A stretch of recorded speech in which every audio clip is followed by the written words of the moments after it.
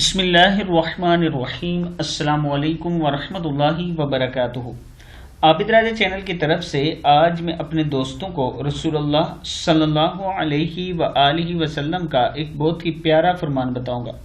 اس سے پہلے میں اپنے تمام دوستوں سے گزارش کروں گا کہ اس ویڈیو کو آپ نے آگے ضرور شیئر کرنا ہے۔ تو شروع کرتے ہیں۔ بسم اللہ الرحمن الرحیم۔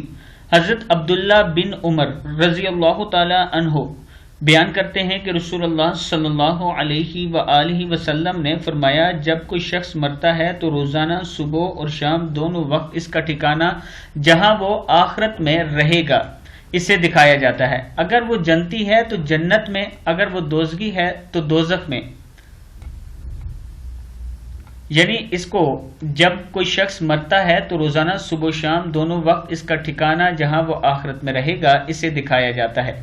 اگر کوئی شخص مرنے والا جو ہے وہ جنتی ہے تو اسے جنت دکھائی جاتی ہے روزانہ صبح و شام، اور اگر اللہ نہ کرے وہ دوزخی ہے، جہنم میں جانے والا ہے، تو اسے دوزخ روز دکھائی جاتی ہے صبح و شام۔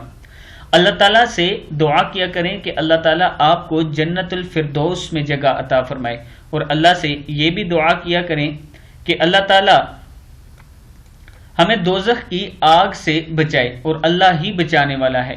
میں اپنے دوستوں سے یہ بھی گزارش کروں گا کہ صبح و شام توبہ استغفار کیا کریں، نماز کی پابندی کیا کریں، اور ذرا اکیلے بیٹھ کے کبھی یہ سوچا کریں کہ اللہ نہ کرے کہ اگر ہم دنیا میں نماز کی پابندی نہیں کر رہے، توبہ استغفار نہیں کر رہے، تو کل ہمیں دوزخ میں جانا پڑا تو پھر کیا ہوگا۔